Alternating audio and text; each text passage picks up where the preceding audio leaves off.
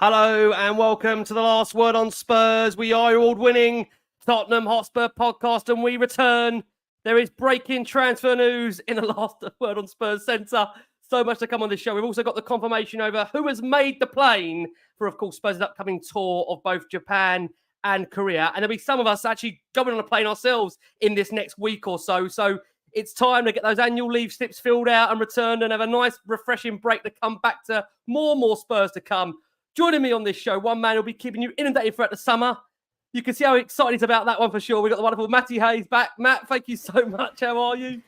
Thanks for having me. Always good to be on here. And yeah, I'm good. I'm good. It looks like we're getting into the business end of the transfer window now with Euro 2024 and the Copa America over, and deals are starting to happen, not just with Tottenham, but around Europe. So it's getting exciting, and this is my favourite time of the year, I'll be honest.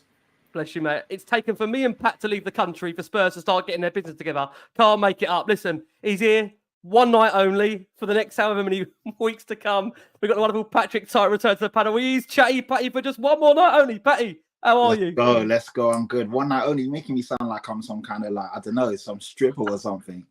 You said it, not me. Some singer going on tour. Like, he's in your town for one night only. So yeah, I'm good, man. I'm good. Yeah, Ricky and I are away on holiday, not to the same place, but everyone seems to be flying out this week. It's like, obviously our school's over, all the parents can get out and about and all of that stuff. So yeah, man, literally lastminute.com. Like Matty said, the transfer window is starting to ramp up now, which is good and exciting. So hopefully we can do some business. And yeah, man, happy to be here. Shout out to everyone tuning in. Shout out to Ash. Ash, is it our first time on stream together? I'm not sure if it is. It is. It will be. It is. Wow. Okay. Yeah, that's crazy. It will be. Yeah. And obviously Matty and Ricky. So yeah, let's do it.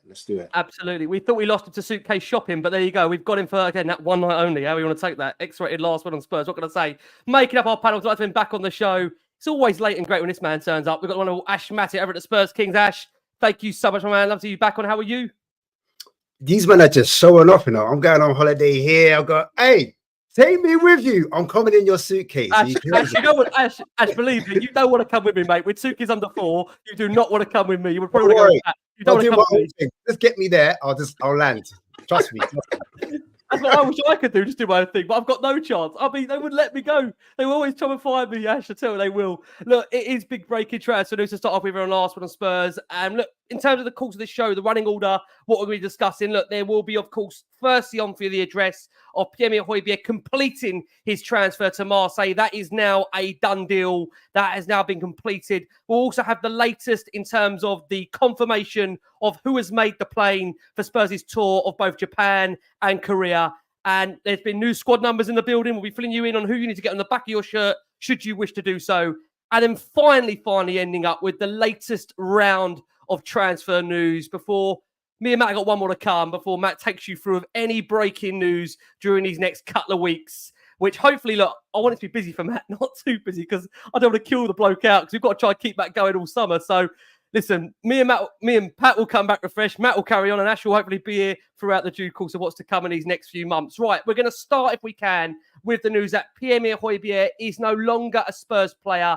He has joined Marseille on what we are led to believe is a transfer on initial loan with an obligation to buy. The French club are set to pay the English counterparts a total package worth 20 million euros. That equates to 16.8 million GBP to secure the services of the Danish international. Spurs, we understand, have inserted a sell-on clause into Pierre-Emile Hojbjerg's deal, meaning that they will take a portion of Højbjerg's next transfer fee. Now, it's worth bringing into focus that Højbjerg joined Spurs from Southampton back in the summer of 2020, having spent 4 years with the South Coast club following a move from Bayern Munich. He, of course, had only the 1 year left to run on his current Spurs deal. And we know Spurs for a while had been willing to sanction his departure if the right offer came in. We knew there was long-standing interest from Atletico Madrid, who are credited again this summer with potential interest in the Danish international. But at the end of the day, Marseille got their man. And I think, again, just to bring into real focus here, the performances for Spurs, he's really been an ever-present, despite what he had last season. I'm sure he'll describe it as a frustrating season. He did play 36 of the team's 38 league games last season, 2023-2024, but only started 8 of them. There was that, you'd feel, admittance from the start of last season that Ange made it clear that he would be more of a squad player rather than a first-team player. Let's come round to you, Matt, to begin with. Is that the right move for Pierre? Some are surprised that he has gone to Marseille, given that maybe there was an interest of the player to play Champions League football. Feelings on that move for you, Matt? Yeah, I think I kind of always felt along that it was going to be a mid to upper table European side, and I think we spoke about that a lot in the show. That while Pierre-Emile Hojbjerg doesn't exactly suit what Ange Postecoglou was doing at Tottenham now, he's still a fantastic player, and I thought he could go and play to a relatively high level, if not the highest level in European football. So I'm not too surprised. I mean, I don't know too much about the specifics of Marseille and why they're looking for midfielders. I know they've lost a few this summer. Matteo Guendouzi, a big one, going to Lazio. So I assume they just needed a midfielder, and maybe it was the best offer that Højbjerg had on the table, because while we can sit here and know that he is a better player than maybe he's been given credit for in the last couple of years, and certainly a better player that he showed in a system that just didn't suit him at top last season, maybe there are other teams not willing to take the risk on that just yet, because at his age, maybe he's just past his best. Maybe he's not going to get back to what he was at Southampton and what he showed at times for us under Jose Mourinho and Antonio Conte.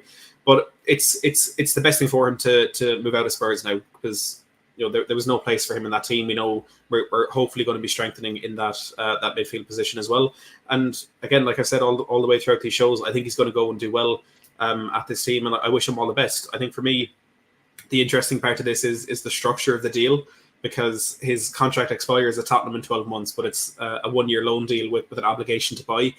The only thing I can think of is that maybe Marseille need that from a financial sense. They've already spent about 50 million euro this summer, which isn't a lot, but maybe it's just easier for them. And because if they came into negotiations and asked for that, maybe that's when Daniel Levy said, okay, we can do that for you, but we want a sell-on clause on there as well. So I think it's a deal that's been well negotiated by Tottenham, and some have said it's not enough money, that we should have got more, but then those same people are saying that we should have accepted the lower offer for Emerson Royal. So I think for Levy in situations like this, it's damned if you do, damned if you don't. But ultimately for me, Postecoglou didn't have a place for Højbjerg in the squad.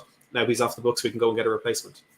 Yeah, I say nice words there, Matt. Can I just say to you, Pat, I know, look, a player that's really, I think, to some degree been quite divisive amongst the Spurs fan base the last 12, 18 months, and many felt he should have moved on earlier. There's been some that have felt that he's maybe been disrespected to some degree, because he's a guy that really, for me, I think he's been a model professional. I think you can't ask anything more. That he's been fully committed when he's on the pitch. I think many, again, would question some of his performances on a footballing level, which I think are fair. But all I would say from my perspective is I don't think I could ever question his commitment, his effort, his giving his everything to the club, to the badge. And I think the biggest thing of all is that he never really appeared to complain, even at times where, again, wasn't really heavily involved. How will you remember Pierre's time in a Spurs shirt for you, Patty? Never sulked, always got on with it, always available. And I said it on many a last word on Spurs. Yes, he's not my favourite player, but the guy is technically a lot better than, like Matty said just a few seconds ago, a lot better than a lot of people give him credit for. Like even yesterday, I saw a tweet and it showed a lot of his bloopers, like where he had tried to miss-hit a cross, where he scored an own goal against Arsenal, just really showing him in a negative light.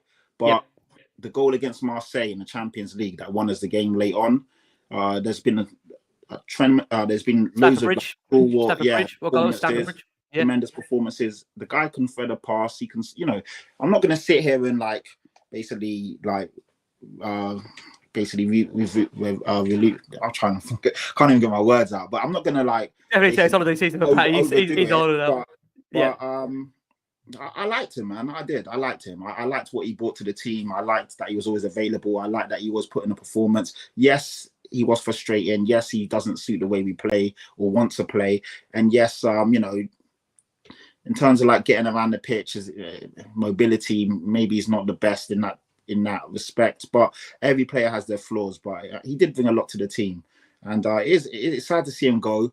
But I do like the fact that he is one of the guys that we're moving on. We can all agree that it's probably time for him to go. It's the right time for him to go. He's 28, 29 in a couple of weeks. I think he's been a fantastic servant for the club. And he's one of the guys that I think if he ever was to step foot in White Hart Lane again, or if we were ever to cross paths, he would get a standing ovation from everyone in the stadium. Forget what you see on social media, forget what you see with the trolls and some of the negative people, but everyone that goes to the games and basically all the guys that travel home and away, they will support him and give him a standing ovation, because he's given a lot for the team. 4 years under a lot of different managers. We've played some horrible football And as Matty said, never went hiding, never hides. Yes, sometimes he can mess up, but you'll still see him never hiding for the ball, always wanting the ball, and he's always trying to get something done. Played in many a different position as well. Good luck to him, man. Good luck to him. I really like what he's brought to the team. I really like what he embodied. It's definitely time to upgrade in that position. Now I want to see us go out and buy someone quality, not a youngster, not someone that's 2 or 3 years away. The finished article, someone that can come in and obviously upgrade in that space now that Højbjerg has left. But yeah, man, salute to Højbjerg. Like his his celebration, that's what I'm going to give him, because I like him, man. Good luck to him, and all the best in his future endeavors. You know what, Ash, I feel some maybe forgot the fact of how pivotal he was in those first 10 games and how much he was used along with Perisic to really see out games. I think, at that point, many were lauding the fact of just how important he was in the first 10 last season. And there was that argument, even at that stage, many saying, well, do you know what? Should we keep Pierre as a squad player? Should we keep that experience of being able to see out games? We know the way the season ended. We know, obviously, from Chelsea onwards, how disappointing that season went in terms of the highs and the lows of it. When you reflect back on it now, Ash, I suppose I want to ask you, are you concerned that we're losing a bit of experience there in terms of that midfield? Because he's a guy that really, like I said last season, 36 or 38 games, and to pick up on 1 point patch of that, I think has been, maybe overlooked by some. Always available. Sometimes availability is the best, as we know, attitude perspective to have, rather than being not available in terms of always being there for the team. Yes, we can question the capability of the player. Yes, we can question his skill. Yes, we can question whether he's the right fit for Postecoglou. I think there's no doubt about, we all know that he's probably not the right fit for the squad. But have you got a concern, Ash, that now, in terms of experience-wise, we're losing experience heading in that dressing room? I'm not going to lie, bro. Højbjerg was dusty. For me, Højbjerg, the amount of arguments I heard on last one of Spurs, especially you, Pat. Pat was like, no, Højbjerg, get him out my team. I don't like him.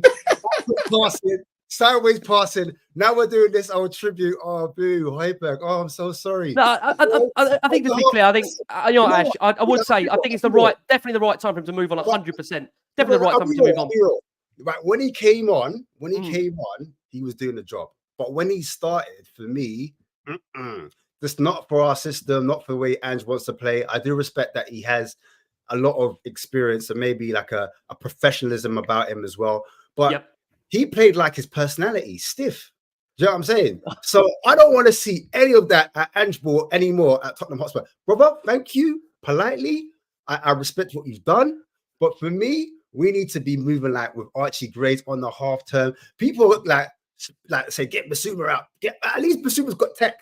At least Biss has got tech. Let's talk about Højbjerg. Højbjerg was a steady Eddie, and every now and then he popped up with a goal. But no, I respect it. Look, he did his thing, and thank you for your services. But politely, it's a new era, it's a new dawn. Everyone's in for the young G's. So that's for me, bring the young guys in, let them do the thing, and also we're going to be looking in the window to replace him, hopefully with someone better. Archie Gray, everyone's screaming for Archie Gray to play as a 6, and he's going to be the one that's going to move Basuma out the way. So that potentially could be someone that could help us in that squad rotation piece, because in my opinion, last season we played with 2 at the back in possession, we had a 3 in front, and then we had 5 attacking, and then in the channels, that's when we got exposed. Now, us having Archie Gray, certain times I'm like, right, he played right back. One of the right backs don't necessarily go up. He plays in the 3, and that makes us defensively a little bit more solid, because from that 3, they're able to press and be a second defense for the 2 at the back. So he can act as a 6, effective like a Højbjerg, but on the ball, he can take it off the centre backs, he can take it off the full backs, etc., etc. So I think moving forward, it's a time to celebrate. I don't know. I think for me, Ash, I understand what you're saying. I think where I'm at on the transfers, definitely it's the right time, 100%. I think, again, many will point to the fact is that last season where we had players dropping like flies, Pierre was available. But I think there also is that case to say that despite being available, he wasn't really up to the standard that we need right now. And I think you made that point there, Ash. He's not really suitable for an Ange system. The key will be for me is that I would like to see now Spurs go out and actually replace him with a better quality player, more capable of doing that job. And I just wonder, Matt, I'm going to fly around to you on this. We'll have a quick chat on this very quickly. Matt, who would you like to see coming in his favourite position? Because, I mean, to be fair, you look at Spurs' midfield now. I mean, they are bulked with a lot of central midfielders. I'm not saying that should stop us from buying, because I think we all agree there needs to be, I think, a genuine overhaul in terms of the midfield and getting it to a point where we've got a lot more, as Ash was saying, players that can move on the half term, play the Ange way. Is there anyone out there for you, Matt, that screams of a direct replacement, or anyone you'd like to see come in for Pierre? I think I don't think there's a direct replacement, because I don't think that's what we need. We're getting rid of someone who doesn't fit, and we need to get someone who does. I kind of say what I said all along with our recruitment. There's no one that I can see fits right in there, because I think 1 year into Ange Ball, we know the basic abilities that a player needs. Like was mentioned there with Archie Gray, with Basuma, having the ability to be progressive with the ball, passing and dribbling, being able to receive the ball in a half turn, like and having possession in confined spaces. But I'm sure there's a lot more technical things in there that the four of us would never see that's really important for Ange Postecoglou. I think in terms of the names that we have heard, it seems as though the Gallagher boat has sailed. I know there's still kind of every week little reports cropping up that we're still interested, that we still might make a bid. I think if that was going to happen, it would have happened by now. So I think the ship has sailed on that one, but quite honestly, there are no names that I can think of off the top of my head that I think would fit in there perfectly, because the best recruitment that Ange has done is that I didn't know before he mentioned the name. So I think I'd be saying a name for the sake of it if I came up with one, to be honest. That's fair. I mean, look, Chris just says here, can you see us signing a Neto or a Chiesa? Maybe both. I mean, at the moment, look, there's no direct links to either of those players. So I think, look, until we have any more credible sources, we'll definitely bring them into play. I mean, Matt mentions a fair point there. We're not looking for a direct replacement, are we? Because the way Ange wants to play. But is there any midfielders out there that you feel can take Spurs to that next level that you see is in the bracket? I think many are suggesting Ederson, a name that's been mentioned maybe towards the start of the window. That seems to have died off right now. Gallagher's name doesn't seem to go away. Anyone there for you, Pat, that screams out of you that a player that could come in and be a better fit than Højbjerg, if I put it like that? It's hard because like the way we are playing, we don't want someone like Højbjerg. We want someone that's more dynamic, can obviously get on the ball, like all the guys have been saying, move on a half turn, dribble, create. Essentially, you want someone of like Archie Gray or Basuma's athletic or technical ability, but also has got that steel and that robustness, and can also read the game and, you know, break up play. I was thinking of Ugarte that was at PSG, but I know he's strongly linked to Man United at the moment. I can't really think of many names. So I'm like Matt, I'm just sitting back and just watching what the guys do as in the recruitment team. Surprise. Yeah. No, not behind the sofa. I mean, I'm not, you know, like when I look on social media, there's a lot of panic, there's a lot of worry, there's a lot of people. There is. Getting their knickers in a twist. I'm actually cool right now. I'm calm because so far the recruitment over the last year or so hasn't let us down. Yes, we know we need a big summer. But let's see what happens. I don't see any of the big clubs making major moves at the moment. Yeah. I know Arsenal are about to get a defender in, or it's basically happened. But other than that, not much has happened at the moment. So I'm not going crazy. Let's see what happens. But yeah, there's no name that I can say this is who I want right now. There's obviously names I'd like to have, but it depends how we're going to play Ricky. It's really interesting to see what changes he makes the second year to really push the team forward. So I'm just sitting back and chilled out, really. Feet up, shades on, and just relax a bit. Like everyone's getting a bit too like panicky. There's still a lot of time left in the window. Right now, Pat, real talk. If you weren't on Thursday, would you still be this calm? Yeah, I would. Generally, I would. Euros has just finished. Copa America's just finished. You can see most of the clubs haven't done much business, so there's nothing really to go crazy about. If obviously, you know, in a week or so, Liverpool have signed 2 or 3 good players, Arsenal have, Man United have, then I'll say, okay, cool, what's going on? But at the moment, you know, it's almost like a domino effect. It takes 1 or 2 to really move before everything starts happening. But that doesn't mean that we shouldn't get our work done. But yeah, absolutely. Finally, to you, Ash, on this point, a comment there from Ron says that Gray, Bergvall, Devine can do what Pierre Højbjerg can do. Give them a chance. Would you be in favour of that? Ash, should we not be looking out there for an alternative player? I think what people are scared of is youth give you the unknown factor. I understand that youth does give you energy, gives you legs, they're fearless. They have got a technical base, which is really good. Sometimes you need to trust in them, like a lot of the teams in the Euros. And we're saying, oh, all these managers are playing youngsters. Look how great that is. Do you know what I mean? Hitting towards that. Maybe he might do something, what he did with Celtic and in Australia job when he actually trusted the youth. I'm thinking the comments have got it right, man. I'm reading the comments. I looked at Gomez, João Gomez from Wolves. I saw what he did to us at the Tottenham Hotspur Stadium. I like that he's got legs, he's got energy, can get about the pitch, he dribbles, he carries the ball well. That's the type of, he's got tenacity, he's Brazilian, that kind of physicality, can also pop up a goal here and there. And Ange's going for a player that's not necessarily a 6 or a 10. It's a player that has attributes where they can get up and down. I think the problem with Bissouma last season was on the ball, not bad, but off the ball, sometimes he would switch off. And then sometimes the recovery runs weren't there. It looks like, for black man, it looked like he was running on a treadmill backwards. Like, what's going on? You're meant to be black, bro. Bis, come on. You're letting the brothers down, man. What's going on here? So we need someone that's got a bit of pace when we lose the ball. You know, like Sarr. How many like Sars have we got in the team? We need someone that's the legs that guy's got is incredible, isn't it? The legs he's got is incredible. That's what I mean. We need players that have the energy of Sarr, the legs of Sarr, but then the technical ability of a Bissouma or a Bergvall. But if you look, sorry to interrupt, Ash, would you take Onana? You know he's about to obviously go. No, Onana back to goal for me, no, because Onana back to goal, you're doing Højbjerg again. Yeah. Onana, you see when he's like defensively as a DM, it's just as a pure DM, like winning the ball back, his height is winning the aerial duels and that type of stuff. Brilliant. But in terms of like progressing the play, he can't do it. He just can't. He's just not. He needs a, and also he doesn't play as a single pivot. He plays as a double pivot. So he needs someone to hold his hand. At this level and the style we play, we need someone that can like do a bit of both. That can be a lone 6 that has that quality on the ball as well as off the ball and can take it off the centre backs, the full backs, etc., etc. So it's not easy to find that type of player. I looked at Fofana. He plays at Monaco. I thought he was a good suit. I saw him play against Arsenal a couple of years ago, and he did a number on them. And there's a few other players. I like players that can create from deep. So people have said Zubomendy and that, but I'm not sure he can handle the Premiership's a bit more rough and tough. Do you know what I mean? Zubomendy is good at playing from deep, but I don't know if he's got the physicality to last in a Premiership. So I would go for the Wolves player, bro. But there is another gem in the Brazilian league that plays for Fluminense, and his name is Andre. Mwah. Johan, you better be watching or listening. That's all I'm saying. Johan, better be watching or listening. Yeah, I might even just do him on my show tomorrow. Like, seriously, he's a guy I really like. But yeah, we move anyway.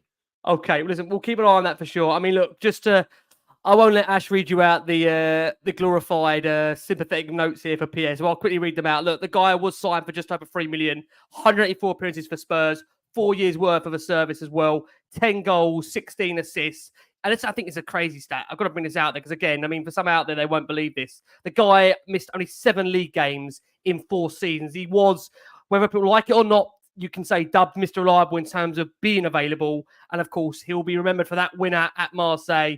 Thanks for the memories, Pierre. And what we are going to do, look, we are going to go for our first break of the show for our listeners and audio. We've got over 3,500 of you watching us live. Again, as always, thank you so much for your incredible support for Last Word on Spurs. It is a bite-sized edition in comparison to what we'll normally do here.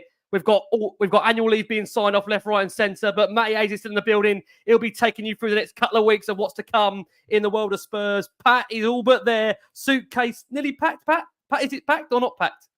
It's not, is it? It's kind of packed. Like packed.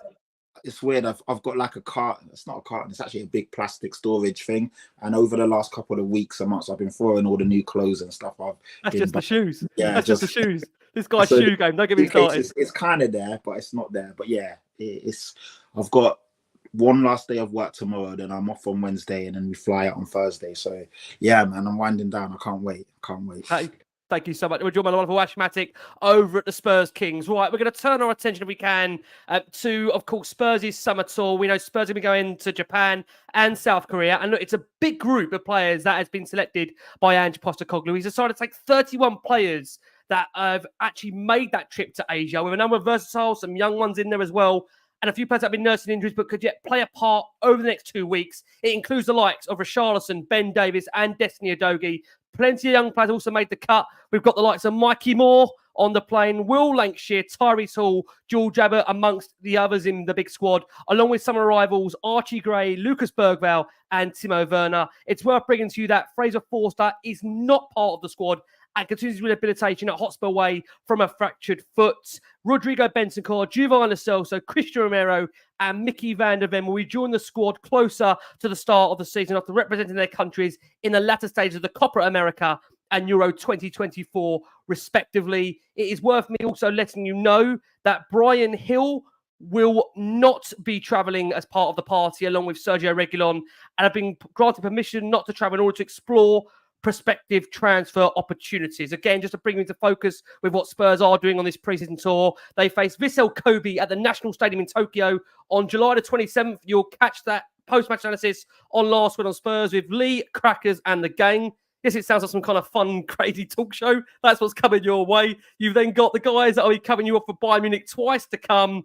And we do know on that actually point that Bayern Munich manager Vincent Kompany says Harry Kane will not be travelling to South Korea for the friendly versus Tottenham Hotspur. I think, bearing in mind Spurs are playing Bayern twice, I think the understanding will be that Harry is expected to feature during the subsequent game, the latter game, of course, at the Tottenham Hotspur Stadium, in which it will be a chance for Spurs to say their goodbyes in person to Harry and to Eric Dyer.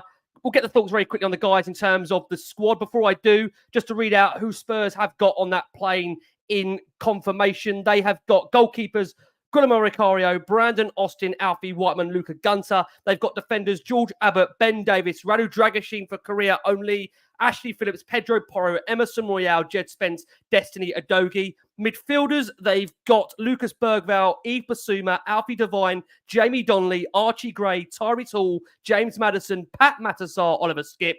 And the attackers, Brennan Johnson, Dejan Kulusevski, Will Lankshire, Mikey Moore, Richarlison, Dane Scarlett, Manos Solomon, Son Heung-min, Alejo Veliz, Timo Werner. You know, it's a big squad they're taking out there. 31 players. Matt, any rules or surprises for you in there, Matt? Or is that what you roughly were expecting Ange to do?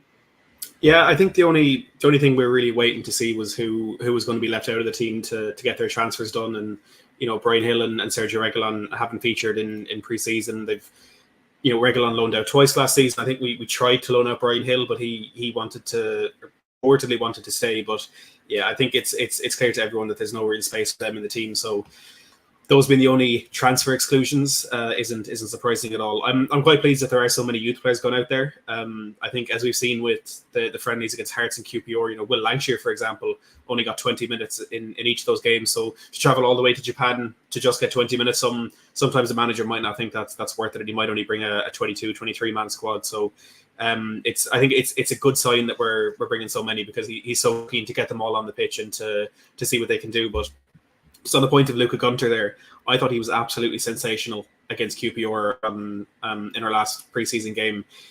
We weren't good in the second half, and QPR had a lot of possession in our half. There was a lot of corners, a lot of balls into the box. I thought Gunter dealt brilliantly with those crosses into the box. He was commanding, he was physical, he was strong. When he came for a cross, he claimed it. I thought he was so calm in possession as well, and I made the point on X that I think he is a perfect example of why you need to play the same style of football at every level up through your academy, because the fact that he's so confident and comfortable on the ball in his 6-yard box when he's being pressed on his own goal line, and he's calm, not only that he takes his time, but he's calm in terms of picking the pass. He still wants to play that ball into the 6, or he still wants to play that ball into the inverted right back. He's not just going to lump it up the pitch for the sake of it. And of course made that crucial save at 1-0, which ultimately helped us go on and win the game in the end. So I'm delighted to see him. I hope we see a bit more of him in the pitch too. Yeah, I mean, one man, Pat, that is on the plane that has impressed in, you'd say so, for his 90-minute allotment slot, 45 respectively against, of course, we had QPR. And forgive me, mine's gone blank. We did play Cambridge behind the closed doors. We played Hearts. Thank you so much, Pat. He's not been here, no, he knows more than me. What's going on here? Pat, Jed Spence is on the plane. Happy about that? Intrigued about that? Obviously, friend of the show, Paul O'Keefe's reported that Jed Spence has been impressing at Hotspur way behind the scenes. Have we found a player that we never thought we were maybe going to have for the upcoming season? Was it too early for you, Pat? Does he need to impress on this upcoming tour? No, you know what? Give him his flowers whilst they're due. You know, I mean, the guy's obviously applied himself. We all know he's got the talent. Under Conte, every time he was warming up at the stadium, we were all screaming and cheering and hoping he got on. He's like a cult hero. We all know the guy's talented, and we're almost like screaming for Conte to unleash the shackles. And basically, for whatever reason, under Ange last year, it didn't work out. He went on loan. He was meant to have impressed. And I've really been impressed with watching him. And obviously, we play with basically fullbacks that need to be competent and comfortable and confident on the ball. And he's got that in abundance. He can dribble, he can pass, and more importantly, he can defend. And yeah, just seeing him play, I just hope and pray that he gets it together, man. And Totally agree. everything starts to click. The penny drops. Whatever's going on, you know, I don't want to speculate, but the guy is clearly talented and clearly good enough to make the team, and it just allows us that freedom and flexibility where we're not playing with like Emerson Royale or a Skip as a fullback. When you've got someone who's comfortable and can play in that position, and then you've got Pedro Porro and Jed Spence or Pedro Porro, irrespective of what's going on, it allows you to rotate, not burn Pedro Porro out. And yeah, the guy looks good. Obviously, it's pre-season, so you take it with a pinch of salt. You don't go too crazy, but from what I've seen, he's more than capable, and he's got all the attributes. And it's just whether he can.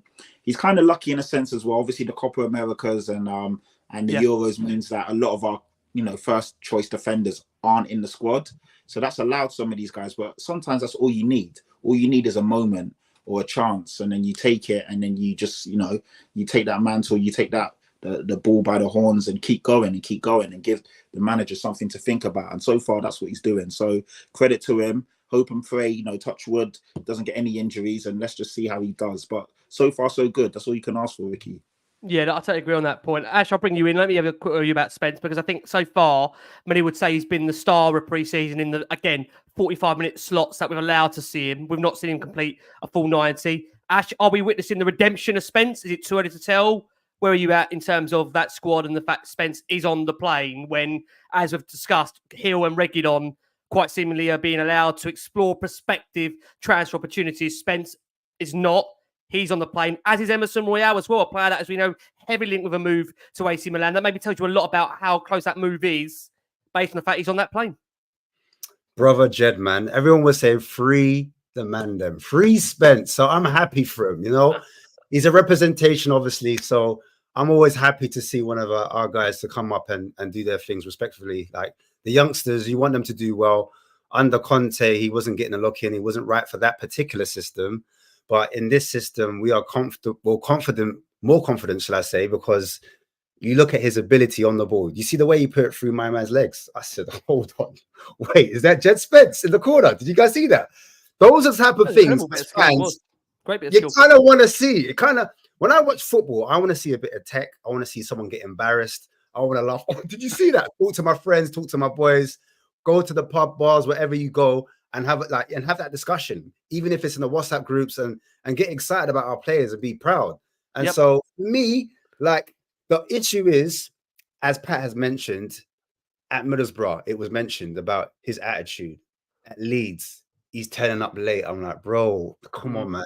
Don't do the black people type thing. Come on, man, you're better than that. Because Basuma as well got, that as well, turning up late. And so did Ndombele. So I'm like, please, just get it together. We know you've got the capability.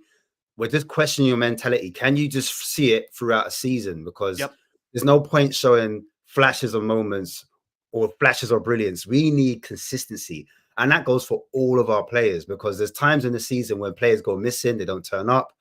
How do they respond when they're in adversity, when things aren't going their way, when it's not quite sunny, the rain's coming down, and you're playing at Brentford with high balls? Do you know what I'm saying? So for me, I like his engine, I like his tech, but I do worry about, again, his attention to detail sometimes, and just him switching off. I don't want him to switch off. I thought he defended really well, as well as going forward with the ball as well. So I'm just happy for him, and I want to see him, improve and push Emerson out. Even if Emerson wasn't to get sold, but hopefully he does, I want him to be like pushed out. I want him to be number 2, and even push Porro. You made a great point there, actually, Ash, bringing Matt in there. That I think that was what the impressive nature was. Again, it's hard because it's hard to really overanalyze, Matty, these preseason games, because again, we're playing and just getting minutes in legs. But I think Ash made a really valid point there, that I think we saw as much about him defensively as we actually did from an attacking perspective in that display against QPR.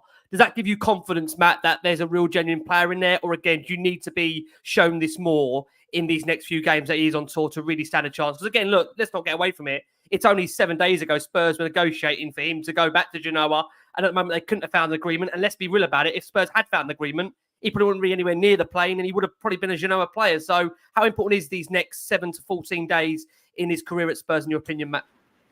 It decides his career. I think the fact that we were negotiating with Genoa to make that deal permanent, I think is also a good sign, because he went and spent 6 months at Leeds and didn't work out there, and they ended that early. He went to Stade Rennes in France for 6 months. That didn't work, and then he had the time at Genoa, and clearly something was right while he was there. So maybe something's clicked in his head. And I mean, look, he's still young. He's still growing up. He's still maturing. So maybe he's just reached that stage where he realizes that his ability isn't going to do all the work for him anymore, because I know coming through the youth setup and developing into a footballer at the level he's at, it takes a lot of hard work and it does take a lot of dedication. But sometimes when you're just that talented, it just happens for you. Whereas to get to that highest level and stay at that highest level, it needs a little bit more than that. So as much as we can analyze all of these little different things that we're seeing, he's still learning. And he's still trying to figure out the best way to become the best player that he can. But aside from those performances in pre-season, we've also heard that the coaches have been impressed with him in training, which I'm hoping is more than just him playing well in training, but also his dedication, his effort, his just all around, like the attitude, like Ash mentioned, showing up on time. Yeah. So look, it's not the time to get too into it and say, oh, well, he has to start, he has to this, he has to that. But the signs we're seeing are better than they were 12 months ago. And we know there's a quality player in there. It's why Tottenham signed him in the first place. So I'm hoping, not just for him, but also for us, that he can make it happen, because a good player is a benefit for us, obviously. Yeah, totally agree. What we are doing is quickly just cover off the fact Emerson has made the play, and we're going to go into our transfer run-up very, very shortly. Matt, I'll stick with you if you don't mind. Latest in terms of Emerson Royale. Look, from what we heard over the last couple of weeks, there had been a split in terms of the communication between Spurs and AC Milan, respectively. We understood there was a 5 million difference in the valuation. Now, there were reports earlier during the day that AC Milan are now set to restart the negotiation with Spurs for Emerson Royale. Milan, at one point, were looking at McAtee Cash as a potential alternative to Emerson Royale. However, that now appears to be off the table. They are no longer looking at Matty Cash. They're now turning their attention back to Emerson Royale. Bearing in mind, Matt, he's on the plane. This move can't be anywhere near close to being done. Is that fair for me to suggest that, Matt? Yeah, I think that's the case. Like I said, with Hill and Reguilon being left at home to complete a move, I think the fact that Emerson is there maybe not only indicates how close that move might be, but maybe that Ange hasn't fully decided whether or not he's in his plans for next season. And the good way to look at that is maybe Ange sees something in him as a backup centre-back or somewhere that he can fit in that team. Maybe the negative way to look at it is maybe Ange isn't convinced that we're going to get in the options that we need to replace him if he does go, because as much as he's not going to be someone to add to our starting 11, he was crucial at times last season when he did deputise in centre-back, and over the last couple of years, even when he had to play left-back. So it's 50-50, I suppose, on that one. I just had a quick look to see where AC Milan were in their pre-season, just to see maybe if they were over that side of the world as well, that maybe it was getting him closer to them as well. But they're in the United States, so I don't think that's gonna help us too much. That you might do a hop off country situation there. You never know. You never know. You can't rule it out. We know players, of course, do that. And it's also worth, just on the point of transfers, we're going to come on to a bit more detail in a second in terms of the transfer window. We understand that Girona have open talks with Tottenham for Brian Hill. He is set to leave Spurs this summer again, not on the plane. But look, in terms of the squad Spurs are taking, it's a 31-man squad as suggested. No place in there, as we've mentioned, for Sergio Reguilon or Brian Hill. And of course, Pierre-Emile Hojbjerg has completed that move now to Marseille. So it is now the case of Spurs' players getting down, knuckling down, as Pat and Ash have touched upon, and Matt as well. I'm really seeing what comes of this group in terms of the next few weeks. There's games that are challenging. They end it, of course, with Bayern Munich out there, and then they're going to come back respectively to the Tottenham Hotspur Stadium for that final game of pre-season against Bayern Munich, where Harry Kane will make his return to the Tottenham Hotspur Stadium, despite not featuring, of course, in that game out in Korea. What we are going to do, we are going to go for our final break of this show for our listeners on audio. We've got over 4,500 of you watching us live on X, on Instagram, on Facebook, on YouTube. As always, guys, we can't thank you enough for all your support for the show. Like I said, we're gearing up towards what is definitely, crunch time on this summer transfer window. So Pat is going for a break. Matt isn't going anywhere, hopefully, and Ashley is going to be joining you throughout the summer, and I'll be also departing too for a very short time. But you've got Crackers and Lee in the gang to keep you going. And as I said to you, sounds like some kind of crazy talk show TV host coming your way. It will be. It'll be a bit more structured. I'm sure a bit more. Was there a bit more intelligence added to the panel? I'll let Pat answer that one. Pat, a bit more intelligence, or am I covering it all right? What do you reckon? Yeah, you're doing us a disservice. Yeah, I was just trying to give those guys a boost. Just keep it down. We'll see how you're going to get on. Let's see if you missed me too much when I go. Let's see. Look, we will turn our attention to the summer transfer window. I think it's fair to say that before I do actually say that, we have had some news today, actually. I know, again, to all you lovers of the kits out there, for those who've got obviously kids at a young age, this is now a time where your kids are dipping into your, I don't know what you call it, summer kitty, or, you know, holiday fund, you might call it, and they're asking you, Mum and Dad, can I have this shirt? Can I have that shirt? Going to grandparents. We have had some news today in terms of the update to squad numbers. So Vicario has taken number 1. Obviously, Vicario is now formally Tottenham's number 1. And Destiny Udogie is now number 13. Now, we know friend of the show, Anthony Costa, bless him, he is one of those, I know Anne is absolutely obsessive with player numbers and doesn't like the numbers to be too high. So on that basis, I think Anne will be happy it's 1 and 13. But just keep your eyes peeled. I mean, like I say, I always say with this thing, we'll see towards the start of the season, I think, when they actually formally announce all the squad numbers where we do stand. And yeah, I think, again, Bergvall will be a popular number at 14. It'll be interesting, obviously, see who fills the rest of the numbers. I'm sure there'll be some squad. Bergvall's 15. Yeah, he took Thank you, Pat. 15. Thank you. You can see I need this break as well. We will obviously update you in terms of squad numbers to come, but we are going to do, look, let's turn our attention to the summer transfer window. That's obviously where a lot of people's minds are going in this next 15 minutes or so to look to wrap up this show, because, you know, I get the feeling, I don't know if you guys agree. I mean, Pat, you're fairly calm at the moment. I put it down to a lot of the fact that, you know, generally you are fairly calm. Although, again, you've got a holiday coming along, so I will put that into the mix as well. Pat's got a holiday, so he's going to be relaxed at the moment. It won't be more relaxed, Pat, with the sun coming his way. But, Matt, are you calm? I mean, because I'll be honest with you, if I compare the last 12 months and where we were 12 months ago, we made a few signings through the door at this stage, didn't we? You know, when you look at what Spurs have done so far, with no disrespect, they've brought Timo Werner back, which I think to some is quite controversial. Certainly probably wouldn't have been on my shopping list, I'll be honest with you. And I've said that on a number of shows. They've, of course, brought in Archie Gray, young prospect as well, one that we hope is going to reach his potential in a Spurs shirt. And, of course, Bergvall is here, but he was signed in the previous window. So Spurs might tell you it's 3 players in. But if we're being real, it just feels like the one. So, Matt, should we be happy? Are you happy? Do we need more? Can we have more? When will we have more? I think I've completely frozen Matt on that basis. Of too many questions for Matt to answer at one point there. Pat, I'll come to you because that. Oh, Matt might be coming back in our focus. Am I here? We've got you, Matt. I thought I lost you there by firing you back. You're back. Sorry, my connection is messing with me. I think it didn't want me to answer the question, but I assume you want me to lay out the entire transfer window, everyone we're going to sign, how much we're going to sign them for. Just give you it all now so you can go and enjoy your holiday. Is that what we're after? Pretty much so, yeah, if you don't mind. I'm not happy, but I'm calm. I think the key difference between now and last season is that we had Euro 2024 and we had Copa America this summer.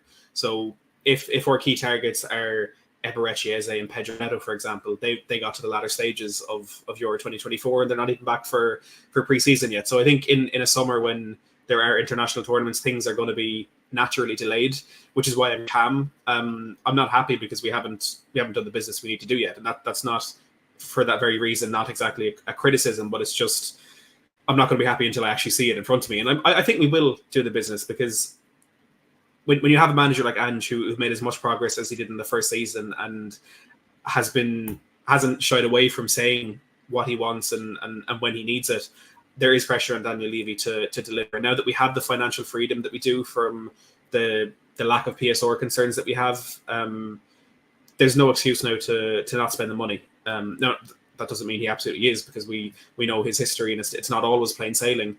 But yeah, I think let's wait and see how it pans out. You know, aside from Aston Villa, Bayern Munich, Lyon, and almost Manchester United, no one has really done a lot of business. You know, Liverpool haven't made a permanent signing yet. Arsenal have only signed David Raya, and that was an obligation from last season. Chelsea have only signed some youngsters. We're not falling behind everyone at the moment. I think that's also an important piece of context to have. So yeah, let's just wait and see how it pans out. It's too early for panicking.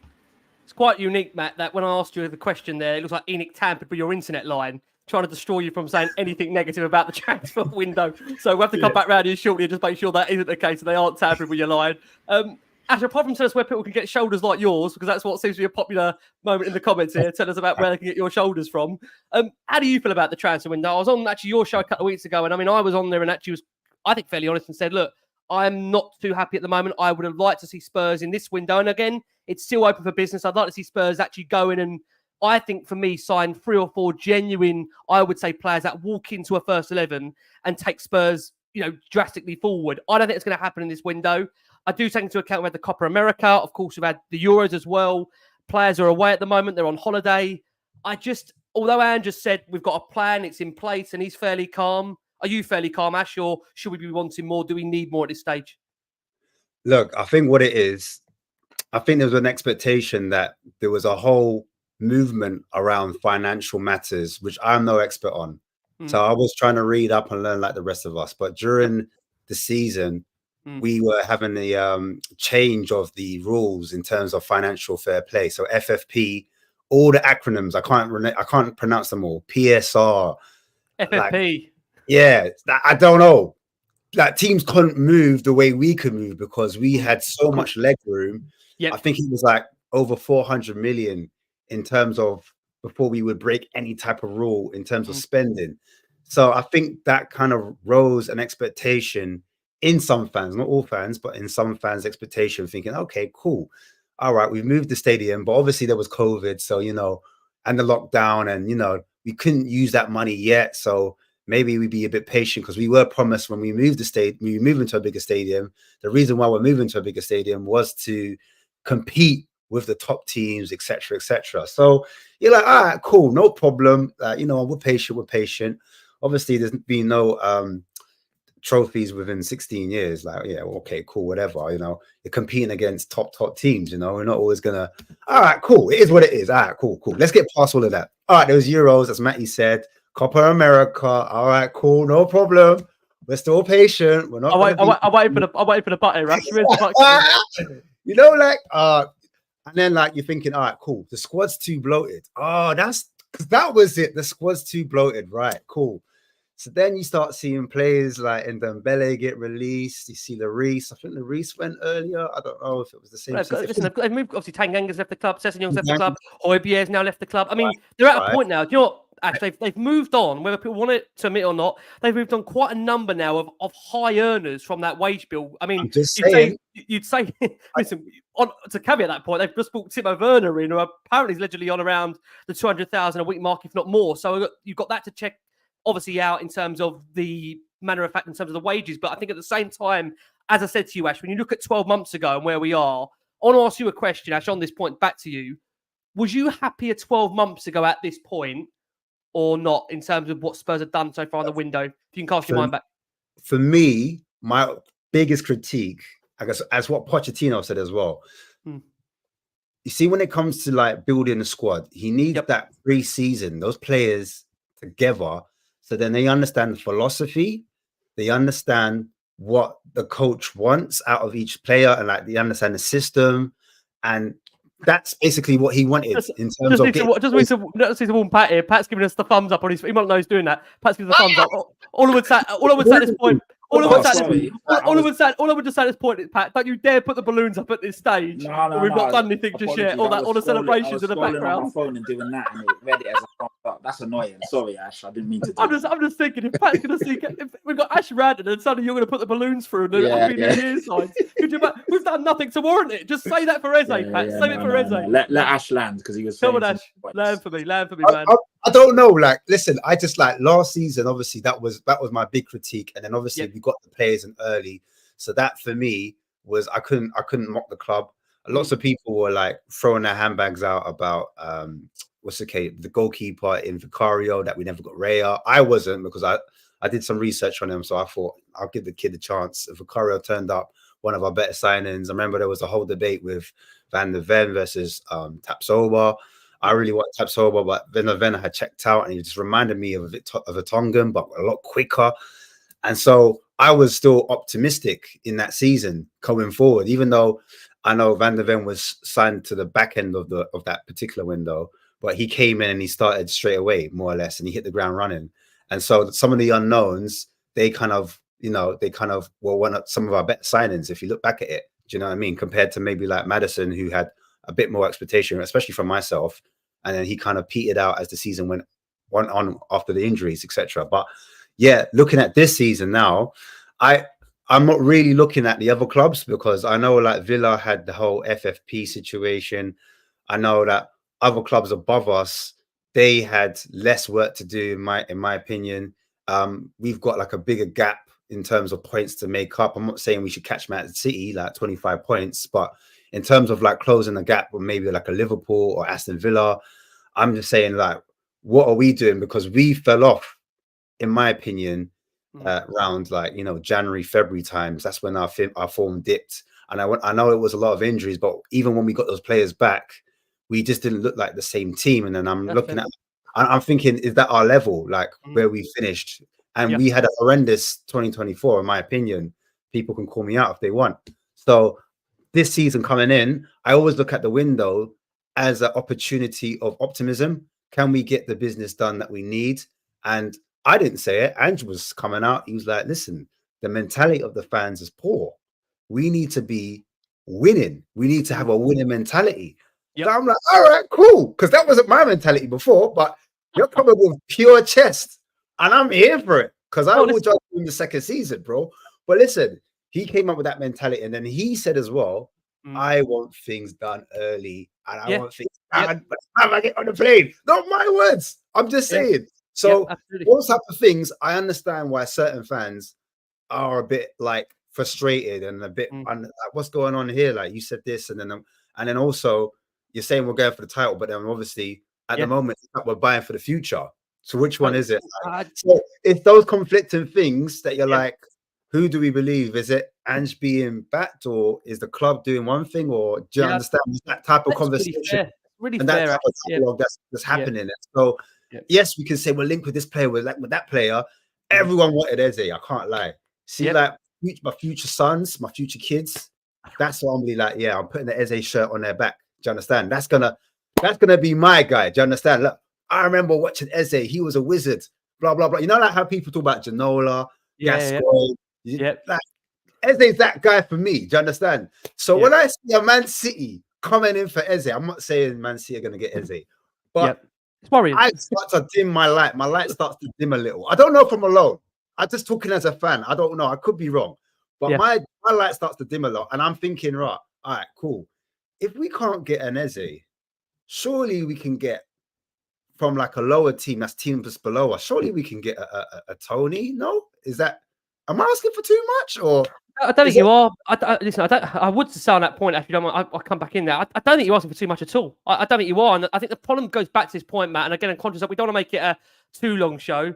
We know packing's got to be done in the respective households in these next 24 hours. But I don't really agree. I think, Ash, you make so many valid points there, Matt. The manager comes out and says that ultimately we want to fight for a title. That's his words, not ours. And Ash has said that. That is what the manager said. And at the same time, we have known Ash to say that ultimately, Ange and Ash have said this as well, we want to get our business done early. So, you know, you said you're quite calm, Matt. Should we be calm? The players now are on tour. We're in a situation where if players are going to be signed, they're going to be joining them either out on tour or back at Hotspur Way when they return. It does mean that they're a little bit behind in terms of the chance to work with Ange. And I think, again, we've seen it with someone like Brendan Johnson, for example. It does take time to get used to the methodology of the manager, the way he wants to play, the way he wants his teams to be structured. Do you think he's happy still in terms of the momentum Spurs have got in this window, or do you think he would like players earlier? And that's a guessing game. You don't know that, Matt, but it's a guess I'm going to ask you. I'd be very surprised if Ange said he wanted all his players in before we left for Japan and actually thought that was realistic. Because, you know, how many players do we need? We need depth at fullback. We need depth at centre-back.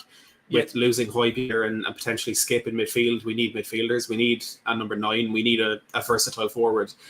I don't think Ange ever thought that was all going to happen before the window came in. I think he was, you know, playing the politics game a little bit, and again putting that public pressure on Levy, on Lange, and on the rest of that recruitment team. But I do think he would have expected more than what we've got. You know, he was looking for that middle ground, which I don't quite think he's been given. So we said it last week in the show, Ricky, with the amount of preseason games that we're playing, it's clear how important preseason is to Ange Postecoglou. It's clear that he needs that time, and he feels as though the players need that time to, not only new players coming in and learning the system, but the players that are staying from last season to catch up with the adapting that he's doing to his game, which we saw against Hearts and QPR with the kind of different patterns in build-up. So I'm sure he's not happy, kind of in the same way that I was saying he's not happy that the business hasn't been done, but there's still plenty of time. There's still, a month until maybe not a month, 3 weeks until the season starts. So yeah, again, it's just like you said, it's impossible to tell. But at the end of the day, if we start panicking now and we sign 3 players, as we've heard, we're looking to accelerate 3 deals this week. We signed 3 players this week. It's a completely different scenario then. And what's to say the players can't go up and can't go out and join the team in Japan? You know, it's a weighted game that's really difficult to play because of what Ash said with the shortcomings since 2008 when we beat Chelsea in the Carling Cup final. But again, I think that the general mood should be not happy but calm. Okay, that's fair. Look, on just Toney, because Ash brought him up. Thomas Frank has said on Ivan Toney, he's a Brentford player. I know he's enjoying his well-deserved time off with obviously England. I'll be more than happy if he stay with us. He's a goal scorer. That's very good to have in your team. So if you want to buy him, it's expensive. So again, look, there's been public words there from Thomas Frank. That to me looks like a manager who knows that player's destined to leave the football club. But again, they want to put a big price on his head. Pat, I want to start this with you, mate, as we look to close up on this one. Pat, what do Spurs need to do for you in this window for you to be happy when you come back for Leicester away, start of the season, bright, refreshed, glowing, ready to go again? Show some intent, show some balls, and go and buy players that walk into the starting 11 and make us better. At the end of the day, everything that Ash and Matt said, I echo it. I'm not going to go crazy. We all know that we've had a Euros, we've had a Copa America, we've had some big tournaments. No one's really done any business yet because of all these things going on. But there's no excuses now. And ideally, a club that knows what they're doing would have been working behind the scenes so that they're ready to go now. They're ready to pull the trigger. So your Eze's, your Toneys, whoever you're looking at and you feel is the guys to take us to the next level, Gyökeres, Rafinha, Gomez, whoever it may be. We need players of that ilk, that level. There's a lot of players that we know they're attainable. We've got the money, we've got a structure, we've got a style of play, we've got a manager who seems to know the right things, has the pull. Players can see that yes, we're not at the level of a Man City or an Arsenal right now. But then the level below that, Liverpool, Aston Villa, I don't see why we can't compete with those teams. We are 2 points off Aston Villa, and like Ash said, we had a horrible 2024. We could have easily finished 4th if we would have just shown some sort of anything in a couple of games. And obviously Liverpool having a brand new manager in, no one knows how they're going to play, what's going to happen. So to be fair, the league is not the league, but spots are there for the taking.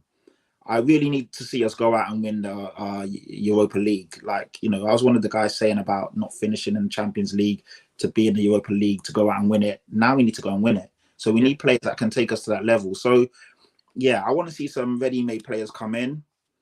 If 2 or 3 weeks down the line, nothing's happened, then I will be panicking. But I'm not going to do it right now because I know with major tournaments going on in the summer like this, it's always going to be a bit skewed as to what's going on. But we are moving players out.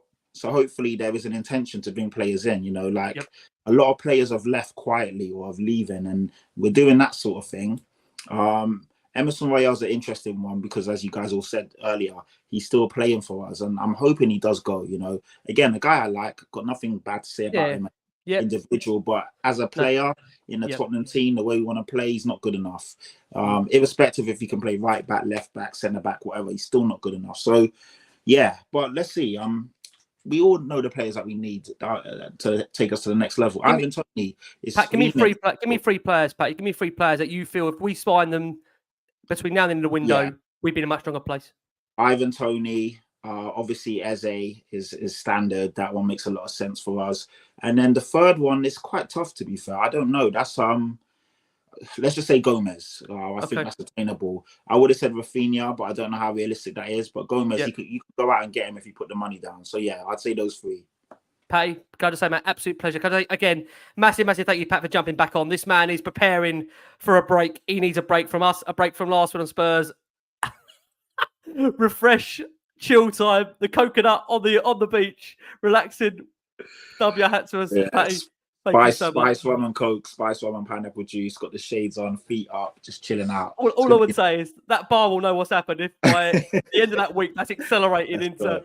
And Mickey, whilst I'm over there, I just hope I'm missing out on all these. I'm like, oh my god! Every time I look at my phone, like, shit, what's going on? I need to get back. That's the kind of mood I want to be in. I want to be sitting there thinking, oh my god, match streaming again, please. Exactly. That's it. Let's go. We'll keep my fingers crossed. Thank you so much. Ash has come to you. We're going to close on Matty. Ash, let me ask you the same question. What for you would make you feel, like I say, comfortable or in a really good place going into the start of the upcoming season? Give me some names out there for you, Ash, that would really make you feel good player-wise. You mentioned one, of course, being Eze. Anyone else, Toney as well? Or give me some names. Yeah, we said it on my show. I said Guy Correz, I really like the profile of him because he can play out wide, he can play up top, he's got physicality, he can make something by himself as well. People say, oh, he's not good in the air, but the way we play with wingers in behind, and then they got to smash the ball across the box, and he's a man that knows when to be there and get on the end of things and finish goals off. So I like the look of him, and he's done it in Championship. He's done it now at a high level in Portugal. And I just feel like he suits the system a whole lot. But again, Tony's gettable. So go get Toney. Like, just do it. Like, it's as simple as that. And if Richarlison was to go, then we need 2 strikers. I think those 2 strikers could jump in and they could they provide space for like players like Maddison. You know, like some of our midfielders couldn't get on a score sheet as much. When you've got a top number 9 that can hold on to the ball, they can potentially create space for your attacking mids or midfielders to be box crashers and arrive late. So I think that completely transforms the way we play and gets us closer to maybe quote unquote Ange ball. Do you know what I mean? I wouldn't be mad at Neto. Everyone's like, injury prone. Ange looked at him in the Euros and he was like, yeah, I like him. Basically say, Levy, get your book out, mate. Yeah, get the Barbie ready because I want Neto. Apologize for the terrible Aussie accent, but yeah, we move. So for me, like players with quality, players that are going to move the needle or like make my fellow peers, my friends, man, them scared. Like, oh, Tottenham just bought Eze, Toney. That's a great point, Ash. When was the last time we did that with a player? That's the sad thing. Look, even now going back to just to finish off, Dele Alli went on Sky Sports News Monday Night Football. I don't know if you lot were watching. But he came on and he spoke about the team. And I think it was Redknapp. It was Carragher asked him, why don't you guys get over the line? He was like, we felt as a squad, we were just 2 players shy. And I'm not saying that this Tottenham team is anywhere near that level of Pochettino's team when he had Eriksen, Kane, Son, all in their prime as well, and Ali, the 4 horsemen, I call them. I'm not saying we're at that level, but he said it. You caught it from the horse's mouth. We're just 2 players shy. So I'm saying, if we're going to move the needle and be serious, and puff out our chest, like, you know what I'm saying? As my boy Deji says, shake your bum violently. I would say that we need to employ some top talent and make this team, like, we've got the money, we've got the infrastructure. Why not? Ash, if they come with half as much of enthusiasm, mate, we'll be all right. I'm hoping, fingers crossed, as you. You're an absolute star. Ash, where can everybody find what you're doing at the moment? You are going to be here. You're not selling yourself just yet, are you? I know Marlon's taking your place for that. Yeah, Marlon's on holiday, man. I know. Marlon's just left me, man. Everyone's leaving me, man. Everyone's get out of here, you guys. It's just we're all getting the car before the storm. We're leaving Matt to deal with the crisis. I don't need no one to hold my hands. I'm good, yeah? So you'll find me on Spurs Kings TV, all jokes aside. Not bad. I'll be looking at players and I'm going to be in delusional land saying, yeah, maybe Spurs can get this player. Yeah, he looks good. So that's what I'll be doing tomorrow night anyway. And anyone's welcome to join in. Just DM Marlon on Twitter and just shout me. We'll get you on. It's been a pleasure, mate. Thank you so much. You'll be back on with us. Definitely for Bayern Munich, of course. You're actually on for Spurs' last friendly of the summer to come. Ash is back for that, but I'm sure we'll be back in the next few weeks, hopefully talking loads and loads of transfer Spurs have done. We'll keep our fingers crossed. Ash, I can't thank you enough, mate. Always a pleasure. Thank you for answering the call as you do. Let's close it with my transfer guru over there, Matty Hayes, who's back alongside me on Wednesday. And Matt will hopefully be back alongside you in these next couple of weeks. If not, don't blame Matt. It's not Matt's fault. Blame whoever's looking after what's going on in our business world, which who knows what's going on with Spurs in the transfer market. Matt, final one to you on this point. What do you need to see, Matt, between now and the end of the window for you to feel confident we're heading into the second season under Ange positively and in the right way? I think Patrick said it perfectly, just intent and a statement. I think, look, as much as we'd like to see Eze and Toney and Neto, we're not going to make 2 or 3 huge signings like that. But getting in, for me, Eberechi Eze has to be the number one target for this window. He absolutely has to be, no matter how much money it takes, no matter if we have to sacrifice a bit of depth at centre half, we need to get Eberechi Eze. We had a lot of creativity in our team last season in James Maddison, although he was injured for a while, and Dejan Kulusevski as well, and Gio Lo Celso for little bits. But what we didn't have was creativity at speed, if that makes sense. I felt Kulusevski a lot last season when he got the ball on the right hand side, drifted in field a little bit, maybe took a second or two too long on that pass. I think James Maddison, especially when he came back from injury, he's still a fantastic footballer, but he wasn't quite up to speed. He was, again, maybe just taking a touch or two extra. Eze has that creativity, but he moves the ball so quickly, and it's just constant non-stop movement, picking up the ball, making a pass, moving off his man. And I think that, especially with the kind of new, as I was speaking about earlier, the new build-up structures that we're seeing with trying to play the ball between the lines, but constantly having 2 or 3 runners off the person who's receiving the ball in front of the defence. Someone like Eze will be absolutely crucial for that. And if it takes 70 million, if it takes 100 million, and if we have to give Palace a 20% sell-on clause at this stage, I don't care. That's a signing that we need to make for this window. What happens elsewhere, I think, may depend on Richarlison's future. We know he said so many times he doesn't want to leave England. There's potentially a bid coming in from Saudi Arabia soon. I'll say, like I said all along, I don't think he's going to go there, but that could start a conversation. If Tottenham are open to accepting something that comes in, maybe then there's a conversation that will be had behind closed doors that results in a resolution that maybe we hadn't been expecting up until this point. If that happens, then we need to go for a Victor Gyökeres or a Santiago Jimenez or someone like that. But yeah, just intent statement and actually giving Ange a team that can fight for the title. Not building a team, okay, we go for a top 4 team now, and then after that we go for a top 2. Start building that title team now. If it's not finished, if it's not complete this summer, if it's not balanced out perfectly, that's fine. But that's the stage we need to start building towards, because having a manager with that mentality is absolutely crucial. And we saw with our last couple of managers that they're not exactly easy to come by. Matt, I don't think we could leave it anyway better than that. Let's see what they do. Again, a massive thank you to the wonderful Matty Hayes. Look, you've been joined by, again, Matt Hayes, a superb Patrick Tyrant. Pat, we wish you, mate, the very, very best. Have a lovely break, mate. We'll look forward to seeing you on the other side, refreshed, raring to go for the second season under Ange Postecoglou. Ball to come. And again, the wonderful Ashmatic there at Spurs Kings. Please go check him out. Look, guys, that is your up-to-date analysis on Last Word on Spurs, is where we are at. If there's any breaking news, come to us and we'll hit you here first. Look, from Matt, from Pat, from Ash, from me, we've been the Last One on Spurs. Keep safe, keep well. And as always, thank you for joining us. Come on, you.